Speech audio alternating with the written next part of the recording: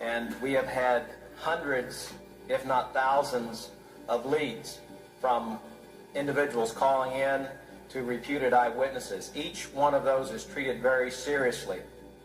But at this point, we cannot speculate with regard to who is responsible. My intent was to give assurance to the American public that this was going to be solved.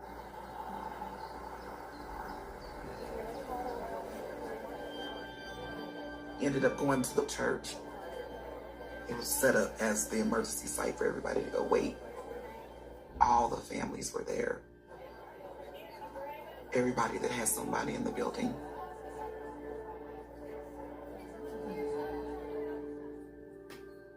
I remember Tony coming in, and all I remember is his face, and we couldn't even talk. We just held Terry each other. Nichols named Lana Padilla. Lana Padilla told us that Terry was living in Harrington, Kansas now. Spectacular. A drive down the road from where the Ryder truck was rented in Junction City, Kansas. So we're really interested in Terry Nichols now.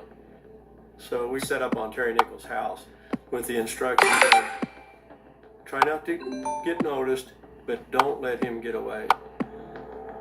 The agents sat there for a while until they saw Terry Nichols and his wife and child come out and get in the truck and start to drive off. Amazing. Terry Nichols turned around and passed the street that he lived on and headed down toward the Harrington Department of Public Safety. It looks like he probably makes the surveillance, and he goes into the local police department and turns himself in. He has been tentatively identified as Terry Nichols of Michigan, 23 years old, in Harrington, Kansas.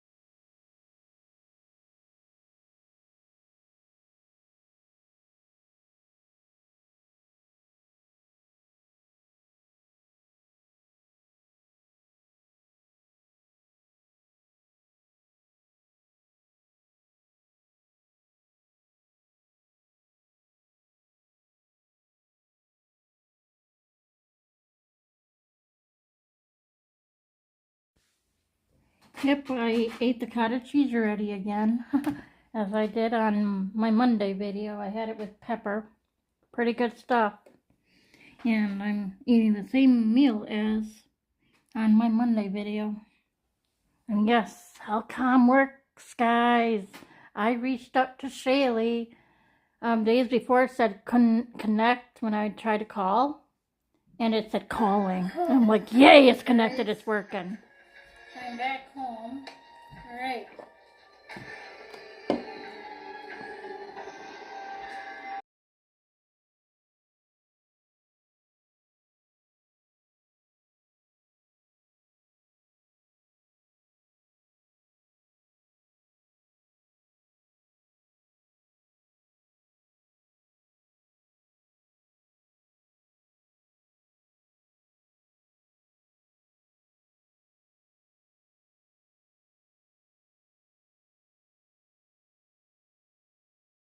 See in this house is affection.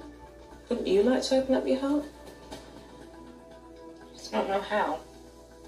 I'm talking about changing lifestyle, changing the way that you parent, and adopt a positive manner and not a negative one. We're so used to yelling and spanking the kids, it's really going to be hard to change that, but I'm up for it. We need some serious love back in this house. Yeah. We need some affection. Some of the things that Joe said made sense, and she was right, and others I'm still firm on. I don't see what's wrong with spanking your child if they need it. Both are going to be open-minded. You're going to open that front door to me and your hearts to your family. All right, let's get going then.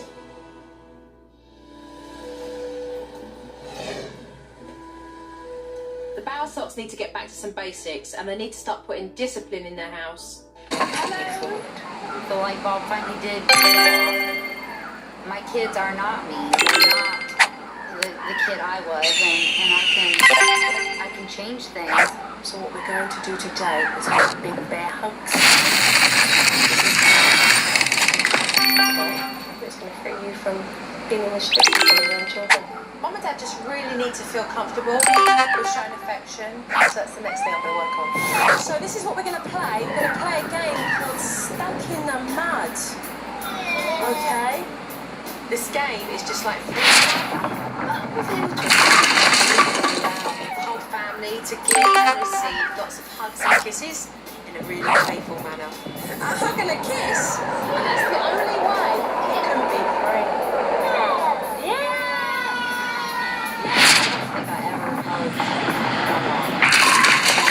She didn't want it, she didn't do, but I would. And I'm not that mom anymore. Because I love you guys. I'm not thinking you anymore. What did you do?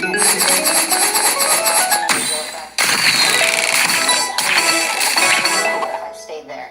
Maddie would just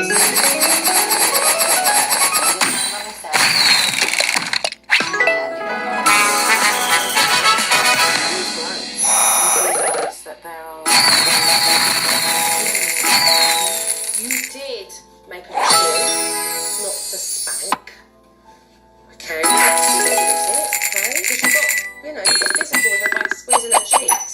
And it's recognising what you do with your anger, and that's a very good thing, Jen, okay? You have made a choice to not be that parent anymore. I mean, if it's something beyond your control, I would think so, right? Mm-hmm.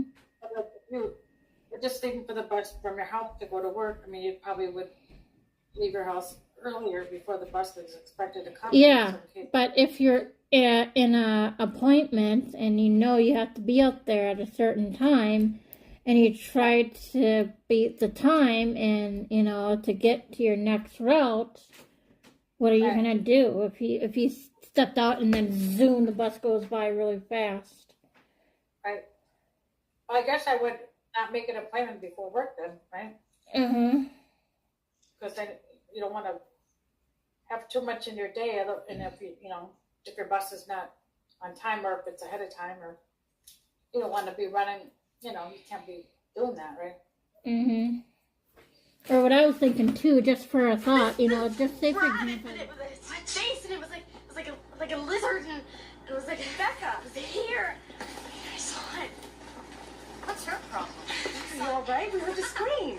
I lost my locket and this creature, but it was a rabbit, and it was like half. Another tale from the imagination of Becca Thomas. But Mrs. Crandall? Becca, save it for creative writing class, all right? All right, class, we have orientation in half an hour at the meeting area. So let's get going. And this time, please stay together.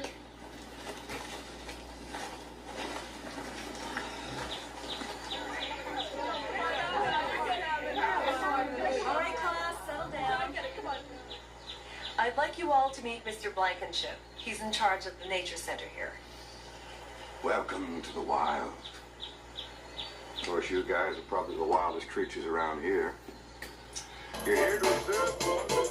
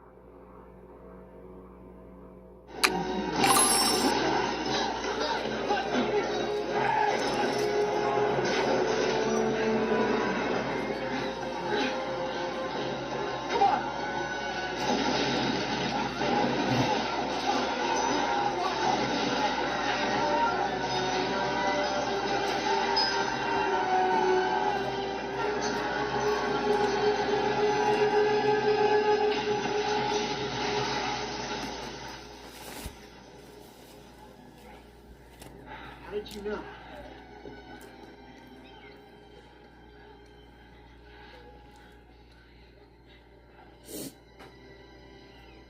That's the big question here. How did you know? It says right here in the statement, I saw it collapse. I knew it would happen. That sounds premeditated to me. No, that's not what I meant.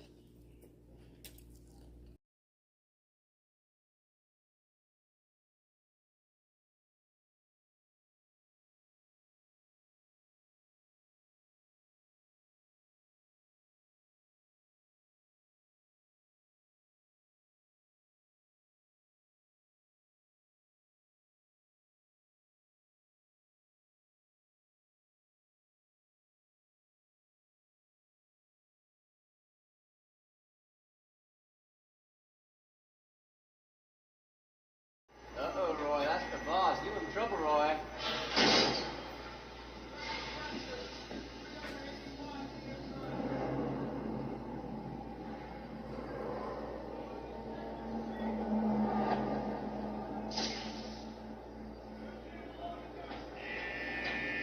Okay, schoolboy, what do you want to talk to me about? What is with your time card? Yeah, let's talk about my time card. You cut my hours. Which made you cut my pay. I cut everyone's hours, okay? Corporate has operating less than 50% until this whole thing blows over. My bookie ain't operating at 50%. My dumbass kid ain't operating at 50%. Roy. My Harvard ex-wife keeps taking 50%, so I'll tell you what I'm gonna do. No, we gotta move, man. Hey, I'm not going in. We gotta move. We gotta move. We gotta move now.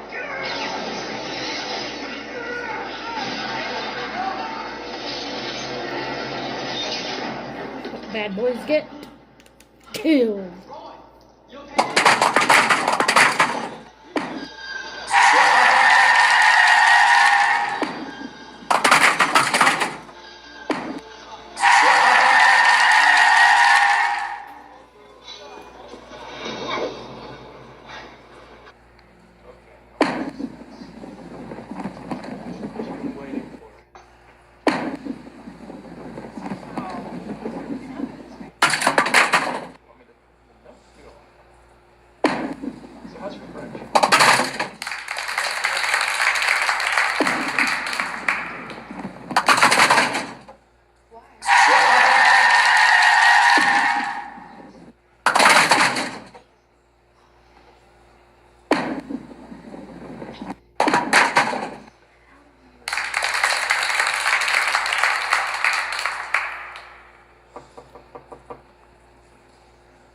I don't know. I'll try it for like a day for a work shift or whatever. Work experience, yeah.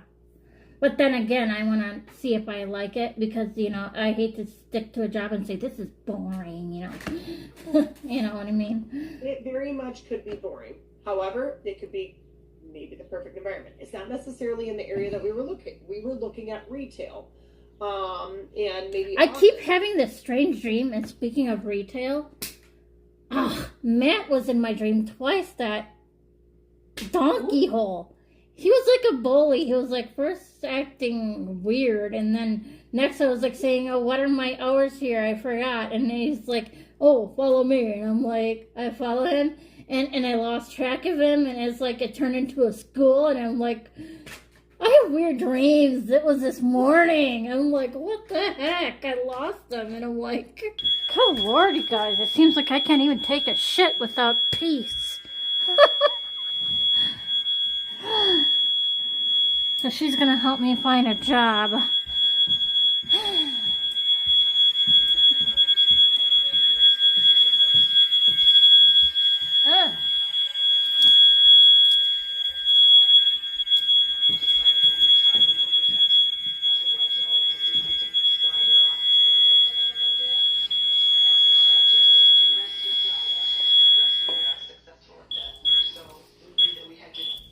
What is going on? Whew.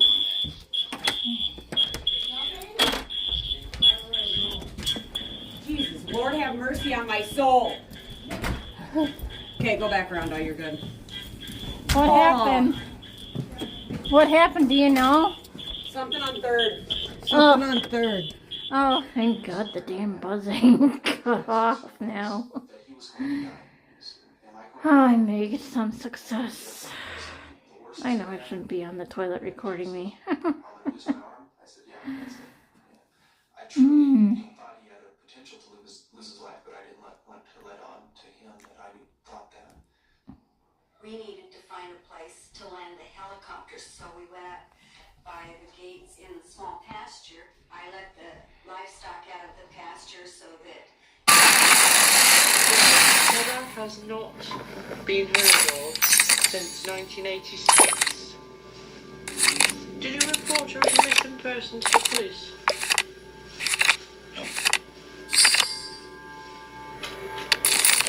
The children are saying that it was a family joke, but she was underneath the patio. You're laughing. Just suppose that you did. I mean, you're not going to sit there and say, you're just... Sugar Crush. I think we're talking rubbish, aren't we? Oh, can we? I mean, you're digging me place up. Yeah, so carry on doing it. That's right. And obviously, if there's anybody under there, Fred, we will find them.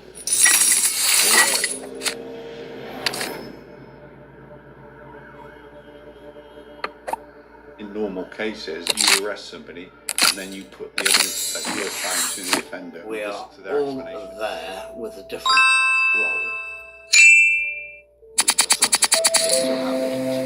That was chilling and affected everybody who was present for the rest of their lives.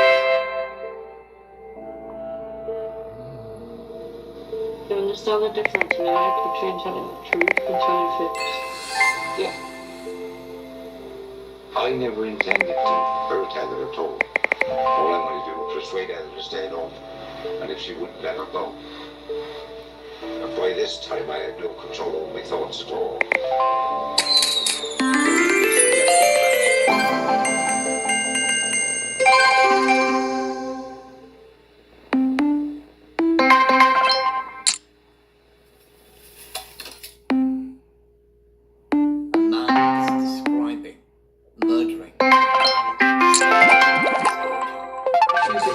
This morning, and so if you can cope with me jumping around a bit, okay, but if you can't, will you tell me? When you were about 30, whatever it was, you meet Rose, is that right? She was working in the cake shop in the middle of Cheltenham. And she's how old then? Be 15 and a half. I knew Rose for 3 or 4 months, and then I took her out on her 16th birthday. We had a good night. A month later, she was pregnant. So a month over her 16th birthday, she was in a family wedding. The police interviewers needed to allow Frederick West the space to become himself. And that meant allowing him to think that he and the interviewer were in a shared conversation. He would be allowed to smoke, he would be allowed to wax lyrically, he would be allowed to relax. Ask him open questions and let him. Yes, I have 11 hours. In just a few hours' time. Give me a break. We'll be doing the applause. I'm trying to beat levels at a game. I beat one level that, you'll see. And, yeah. Now I'm trying to beat the Bubble Witch one. I'm gonna go to bed early tonight again. Where are you going to park now?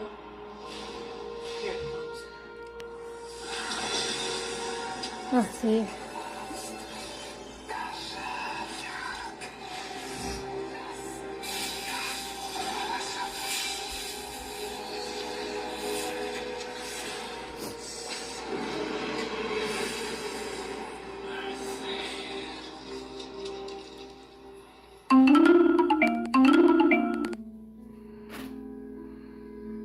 I'm the taller one. Alison is the shorter one.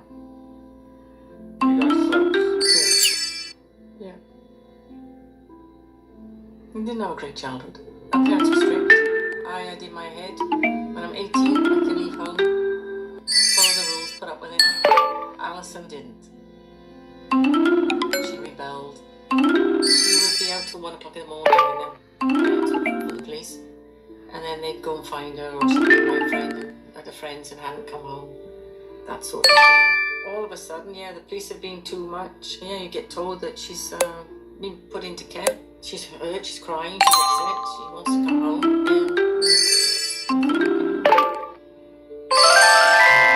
Gloucester. I'm at present living with a very homely family. Everything. There's not anymore unless you're broke. You know, I don't believe you. Fred then went silent for about 2 minutes, sort of looking into oblivion. Then I sort of asked him again, I said, Fred, is there any more bodies?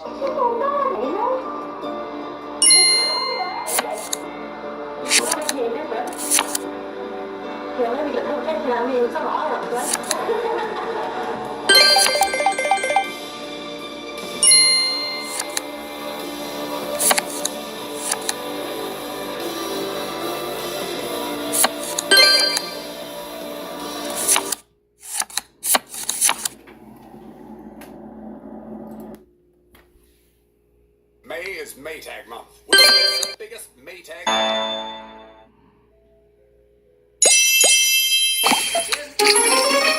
If a jury has a big if, they will be hand-picked and enchanted.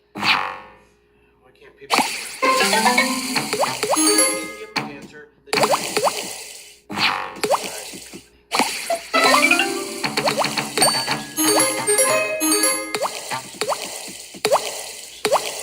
manufacturer and chocolate. Dress, they sue dries.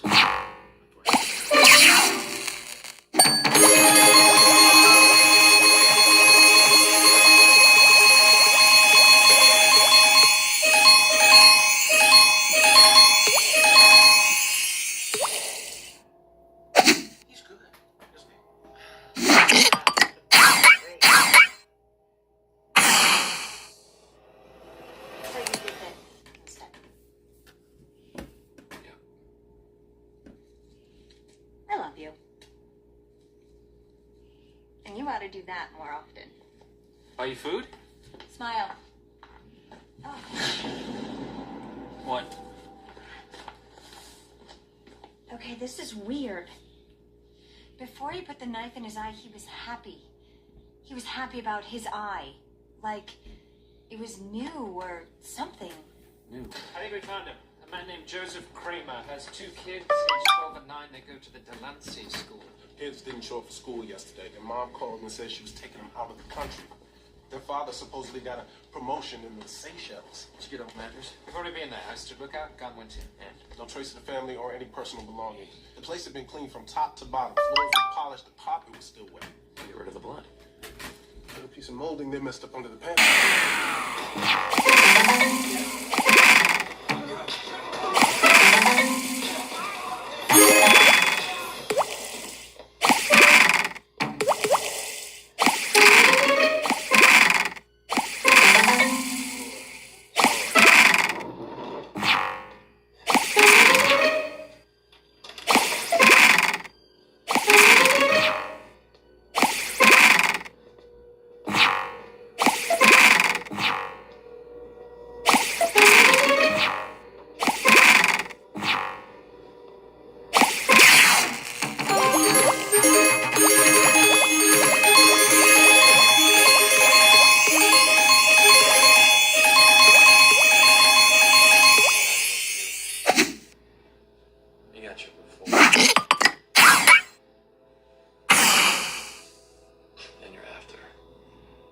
God, you guys, I feel like I want to go to sleep. Actually, you're the getaway driver.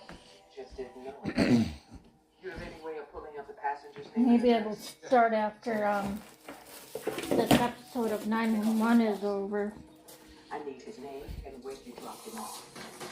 Raymond Dexter, the police. Open the door.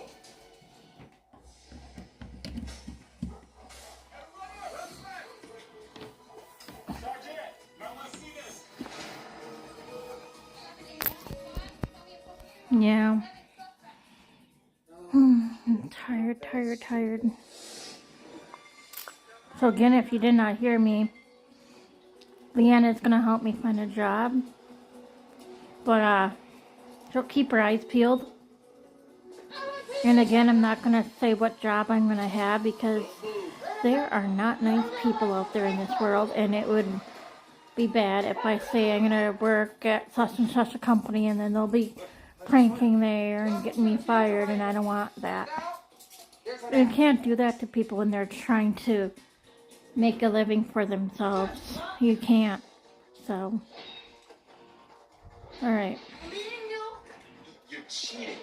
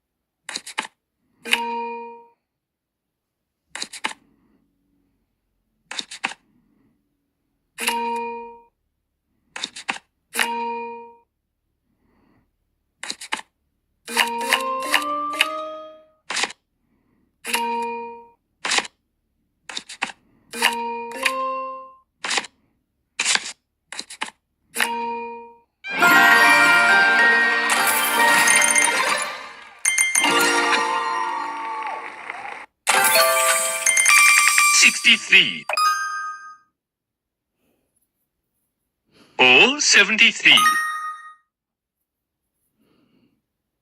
All 61. G52. G51. G31. G57. Round over.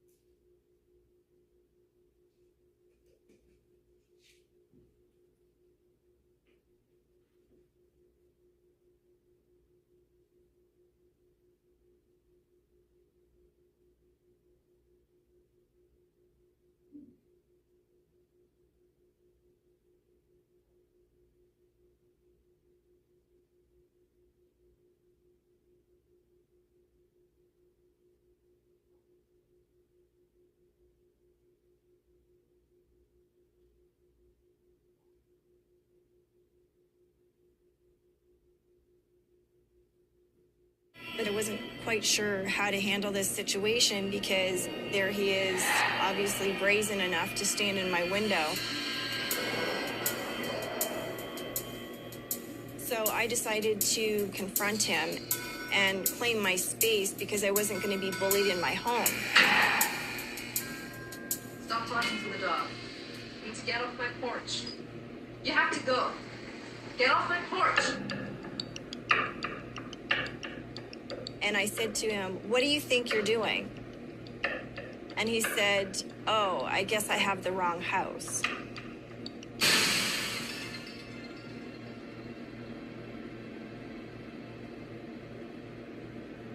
So I walked back inside and shut the windows, locked the doors, and set the alarm system. He'd been arrested for selling bootleg movie DVDs and was given probation. Not long after, he was pulled over by a patrol officer who found a small bag of illegal substances on him. Since he was still on probation, LaRoche was arrested again, and this time, a DNA sample was taken. And as soon as it hit the database, detectives saw the match to Pamela's case. With this long-awaited lead, they started digging into LaRoche's past, and were stunned to learn that, at the time of the murder, he had been living in the same apartment complex as Pamela, just in a different building. At University of Phoenix, we offer an unlimited number of scholarships, so everyone who qualifies for one gets one, starting with your first course, or you'll get a better offer you qualify for. Whether you're a caregiver, upskiller, status quo shaker, or career changer, if you're ready to learn, there's a scholarship to be earned. Learn more at University of Phoenix.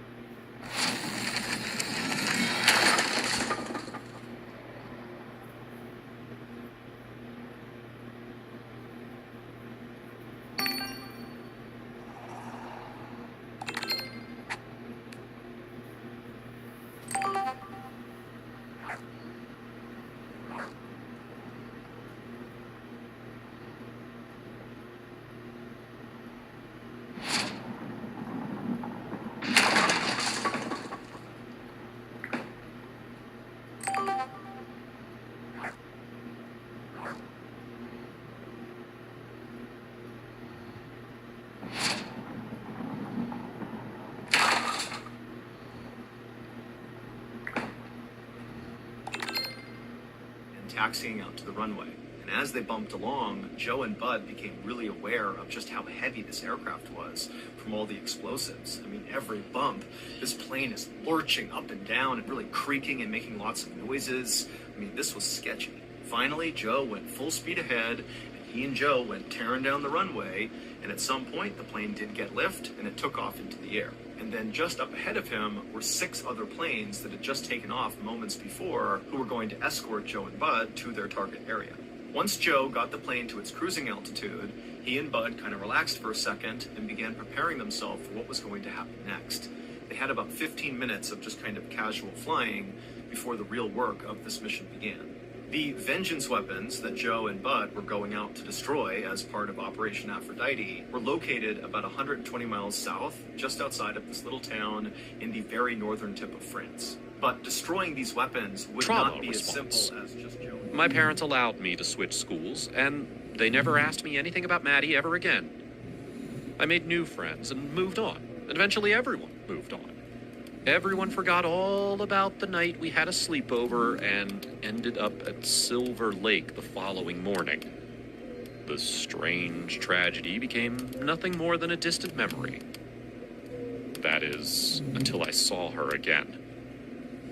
Across the bonfire, Maddie stood in front of me.